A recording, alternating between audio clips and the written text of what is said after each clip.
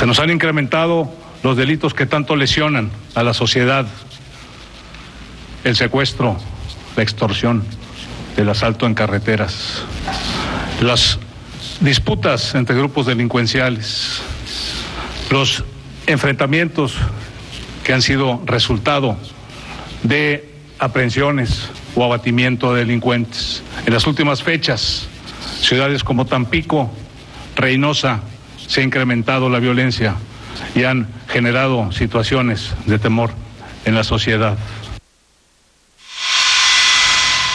En las últimas semanas, la convivencia social tamaulipeca ha sido trastocada por hechos de violencia cometidos por organizaciones delincuenciales. Esta circunstancia se explica en gran medida por la descomposición al interior de estos grupos generada a causa de las acciones contundentes del Estado mexicano. Estos hechos de violencia, bajo ninguna circunstancia y bajo ninguna justificación, son admisibles.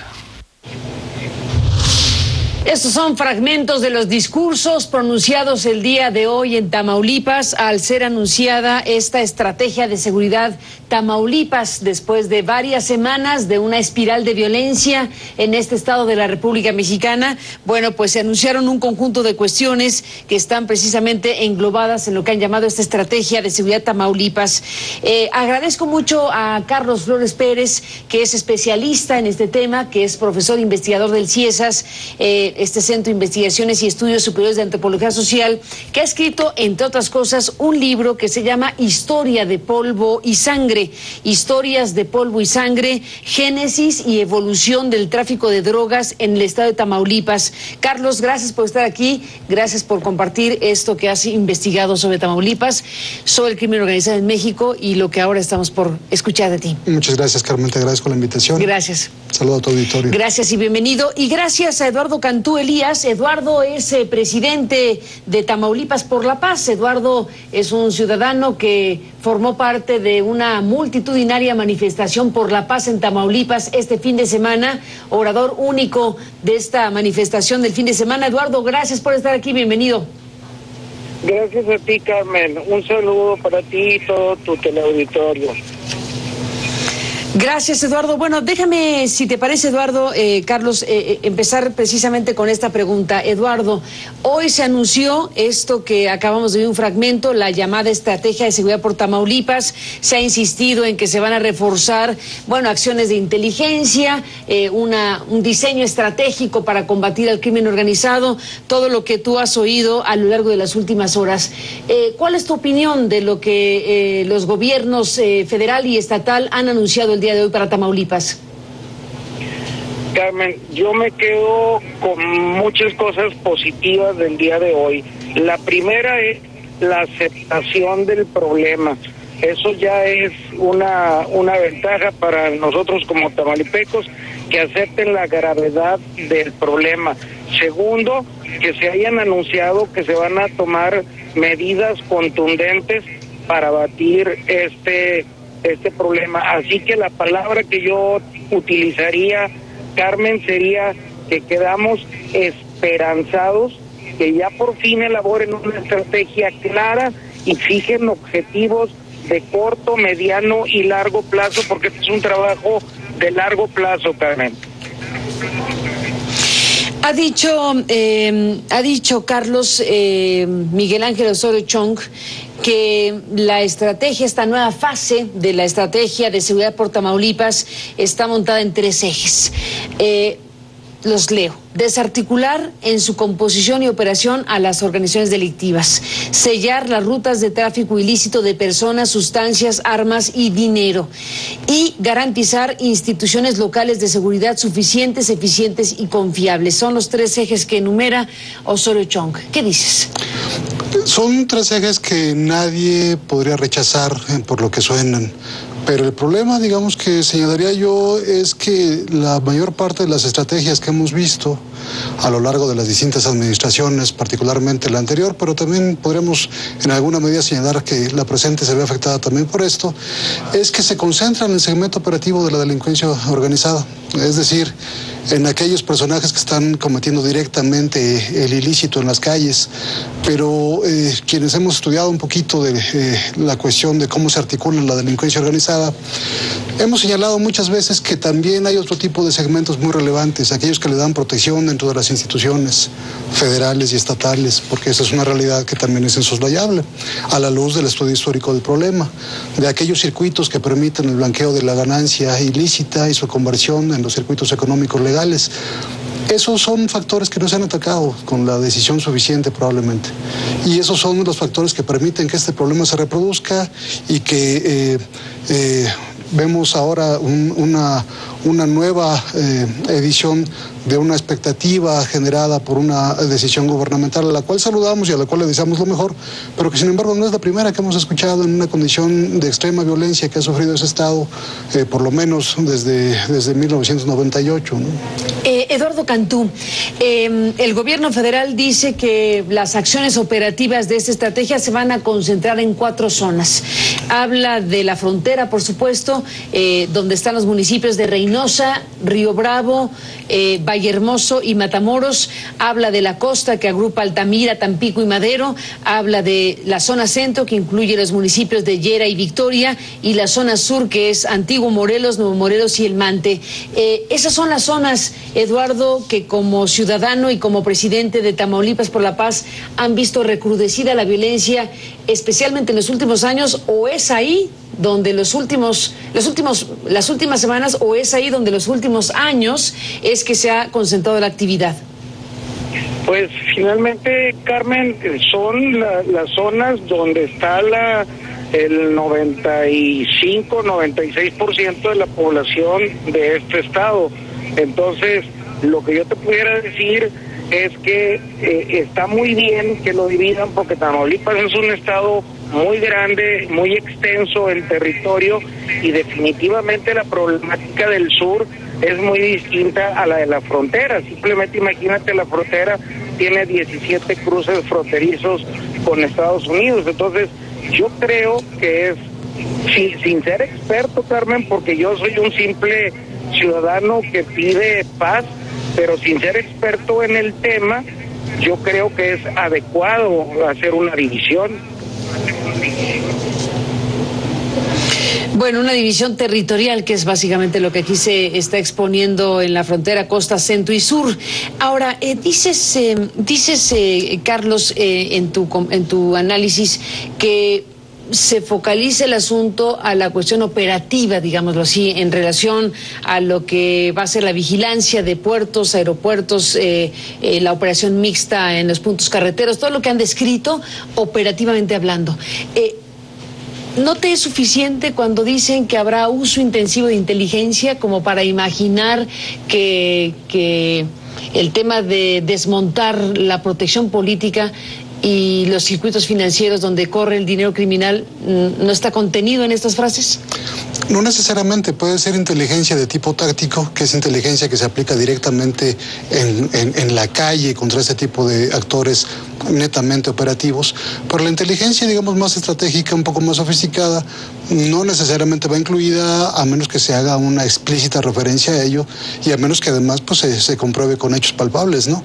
Uno de los grandes déficits que se puede apreciar a lo largo del territorio nacional, pero muy específicamente en Tamaulipas, es justamente que, a pesar de las múltiples referencias que colegas de los medios, que investigadores muy serios y muy prestigiados han hecho y que han evidenciado y que han mostrado, pues no hay actores detenidos, no hay elementos que permitan considerar que esto es una política más amplia, una política estratégica sostenida.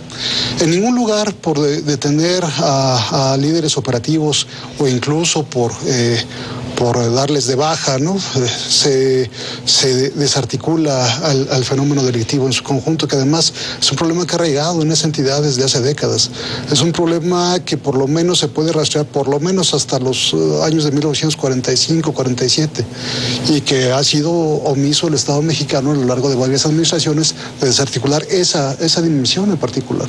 Cuéntanos más, Carlos, después de la pausa, de estas historias de polvo y sangre, tal como dices en tu libro, precisamente la génesis y evolución del tráfico de drogas en el estado de Tamaulipas. Volvemos con nuestros invitados. En apoyo total al gobierno de Egidio Torre Cantú y conforme a la decisión asumida por el señor gobernador, realizaremos las siguientes acciones. Primera, en lo que se refiere a la Secretaría de Seguridad, se llevará a cabo un proceso de evaluación y depuración para lograr una policía estatal honesta, capaz y eficaz. Segunda, anuncio la creación del Instituto para la Formación Policial e Investigación del Estado de Tamaulipas. Tercera, en lo que se refiere a la Procuraduría General del Estado, se llevará a cabo una depuración completa de sus elementos. Bueno, entramos en esta parte, Carlos Flores, Eduardo Cantú Elías, de la conversación con ustedes sobre Tamaulipas, a raíz de que se ha presentado el día de hoy esta estrategia para Tamaulipas, esta estrategia de seguridad por Tamaulipas. Creo que valdría la pena, Eduardo Cantú, si nos cuentas a grandes pinceladas qué tipo de sucesos, qué tipo de cosas hicieron que, bueno, desde luego Tamaulipas, que desde luego es foco de atención permanente en México, se convirtiera en las últimas semanas en un motivo de tal preocupación que hace que se presente esta nueva estrategia. ¿Qué asuntos sucedieron? ¿Qué recuento harías a grandes rasgos, Eduardo, de las últimas semanas?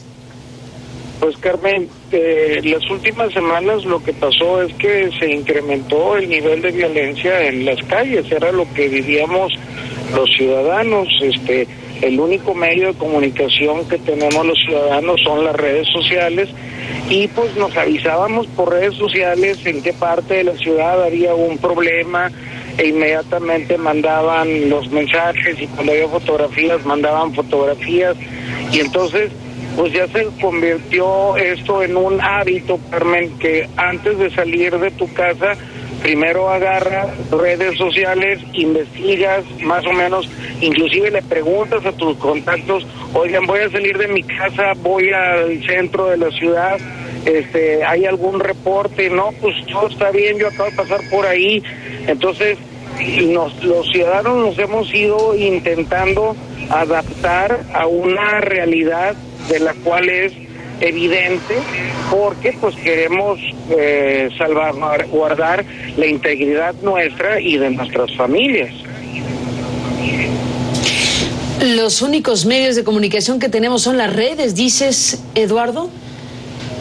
Sí, es correcto, Carmen, son las redes y algunos medios nacionales. Estamos hablando de que algunos medios, incluso nacionales, por razones de seguridad, no firman las noticias, es decir, el medio asume la responsabilidad de lo publicado en un contexto como el que Tamaulipas vive y no es extraño ver información de Tamaulipas, pues con el sello staff del periódico o simplemente sin la firma del reportero que envió la información desde Tamaulipas. Es un indicador de la situación de riesgo que en este caso pues envuelve también la tarea periodística en este lugar del país. Sí, así es, Carmen, esa es una realidad que pues es lo que pasa en la vida cotidiana, Carmen. Pues Eduardo Cantú, te agradezco muchísimo que nos tomes esta llamada. Estaremos en comunicación con ustedes como organización ciudadana que se manifestó muy fuertemente este fin de semana en las calles de Tamaulipas y en contacto contigo que presides esta organización. Gracias por estar aquí en esta noche. Yo te agradezco, Carmen. Sin antes, déjame hacerte un comentario importante acerca de este tema. Y es la reforma energética, Carmen. Tamaulipas es un estado petrolero netamente y es muy importante que el Estado brinde las condiciones mínimas de seguridad para que esas inversiones vengan al Estado. Es una anotación que quería dejarles en la mesa para que ustedes la tomen en cuenta, Carmen.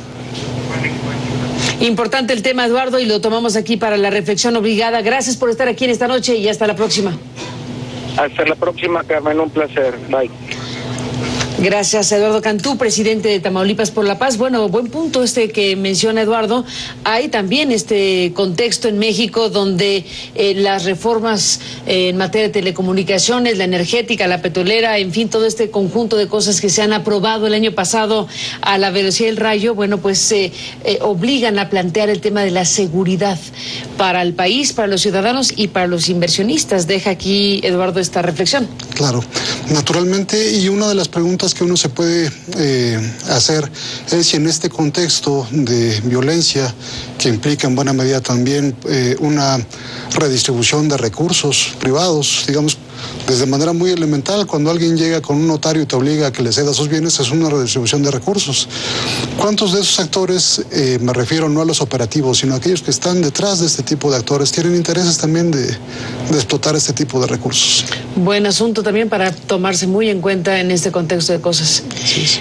Déjame hacer una pausa, Carlos, y volvemos en la parte final. Me gustaría retomar lo que en Historias de Polvo y Sangre explicas, informas, documentas de cómo en Tamaulipas, este caso emblemático, este caso que ilustra, como me has dicho, muy claramente el fenómeno de vinculación de la vida política con la vida criminal en un estado de la República durante varias décadas. Bueno, 2014, Tamaulipas, volvemos con nuestro invitado.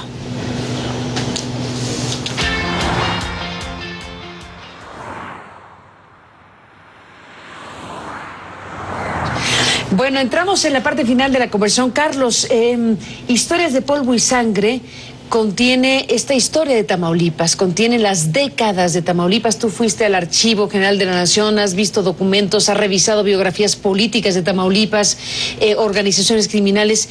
¿Qué resulta de todo esto que has escrito en este libro? El resultado que te podría resumir, Carmen, es que Tamaulipas es una de las entidades que, estando fuera del corredor natural de producción de drogas en México, empieza, digamos, a tener una significación muy alta en en tráfico de drogas, justamente a partir de este tipo de contubernio. Se aprecia como un proceso mucho más artificial que aquel que surgió en estados donde este tipo de cultivos ilícitos sí tienen una presencia significativa. En el caso de Tamaulipas hay un historial de contrabando muy fuerte, pero es un historial de contrabando también auspiciado por los mismos actores políticos, de seguridad y delictivos netamente, que se van a reconvertir para traficar también con drogas. Y lo más significativo es que a partir de la evidencia contenida en documentos públicos, todos ellos públicos en cuanto a su acceso, están contenidos en el Archivo General de la Nación, el Estado mexicano los había detectado a muchos de esos actores desde muchas décadas antes y nunca se procedió en contra de ellos.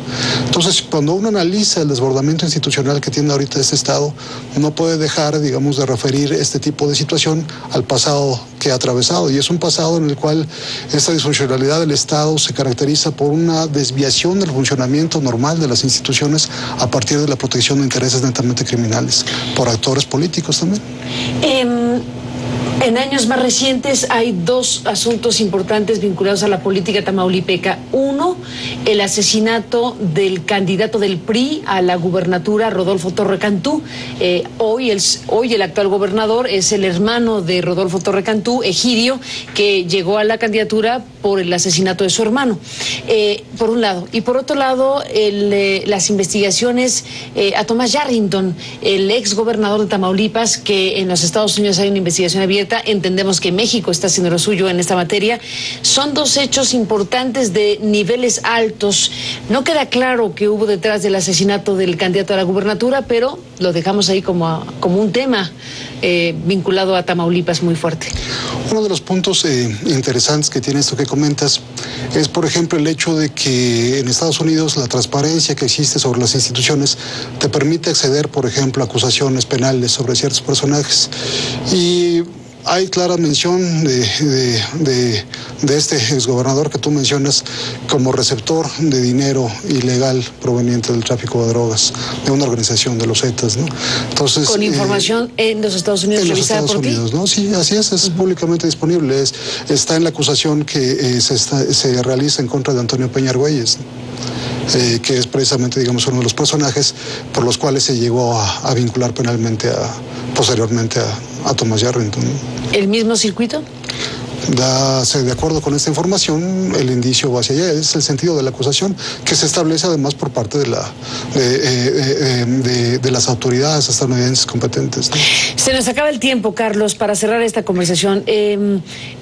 Desde tu punto de vista, con lo que se ha anunciado el día de hoy, ¿cuál sería para ti el foco principal, la acción de gobierno estatal y federal que tendría que ser inevitable y urgente? Desmantelamiento de esa estructura de protección que pervive en las instituciones del Estado. ¿Desmantelamiento de la red de protección política? Política, policial, porque no es solamente policial. En ningún lugar de México los policías se mandan solos, ¿no? Y para que eso ocurriera tendría que haber una intervención federal muy amplia. Tendría que haber una voluntad federal y una intervención federal muy amplia, ciertamente, ¿no? La Procuraduría General de la República tendría que desempeñar un rol muy significativo. ¿Lo vislumbras? Quiero pensar que sí, no sabría decirte. Quiero ser optimista, es un buen deseo. Es un buen deseo, pero no alcanza a apreciarse en el papel de lo dicho hoy, necesariamente. Hasta el momento todavía no se puede asegurar que va en ese sentido, ¿no? Solo los hechos evidentemente podrán. Pero para ti esa es la acción inevitable para realmente dar un giro de 180 grados. Considero que sí. Sí, de acuerdo con los indicios, con la investigación que yo puedo realizar, ese es el quid del asunto, ¿no? En este momento, y nos queda un minuto, Carlos, ¿qué hay detrás de esta espiral de violencia en las últimas semanas? ¿Tienes idea? Una disputa de organizaciones delictivas que están buscando, digamos, posicionarse sus intereses en el Estado, pero que no están limitadas meramente a los segmentos operativos y que están, digamos, disputando entre sectores que se presumen más transaccionales con otros que se asumen más confrontativos. El problema es que a la larga la sociedad tamaulipeca y la mexicana pierden con los dos. Lo fundamental es aplicar la ley. Lo fundamental es aplicar la ley. Pues ahí está Carlos Flores Pérez, este día donde se ha puesto foco a esta estrategia de seguridad por Tamaulipas.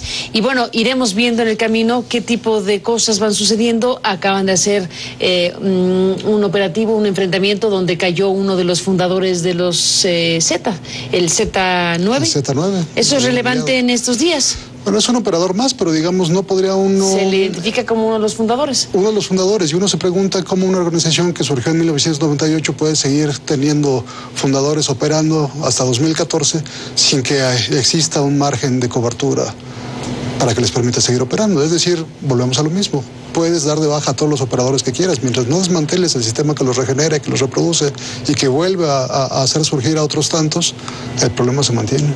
Pues ahí está, Carlos, este análisis que haces de Tamaulipas y en general, a partir de Tamaulipas, de todo lo que ocurre en México en materia de delincuencia organizada. Gracias por estar aquí para comentar. Muchas gracias, Carmen. Gracias a ti por estar en el programa. Gracias a Eduardo Cantú-Elías por la conversión telefónica desde la Ciudad de México hasta Tamaulipas. Y a usted, gracias que nos permitió acompañarles en este programa. Pásala bien y lo esperamos mañana.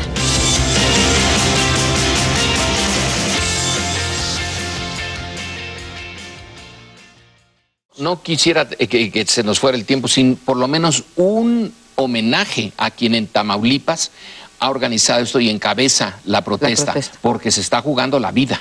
Bueno, ahí sí no hay ninguna duda, así que nuestro reconocimiento a esa parte de la sociedad civil y al organizador de esa sociedad civil que decidió salir y hacer declaraciones. Sí. Yo no hacerse visible, o sea, que eso y pedir precisamente como sociedad civil la seguridad pública de la cual solo el Estado federal puede ser el que la dote, ¿no? Sí. La piden, porque es obvio que están echando abajo la autoridad del gobierno estatal. Están pidiendo Morelos, la intervención estatal, ¿no? Sí, están pidiendo la intervención estatal de la Federación.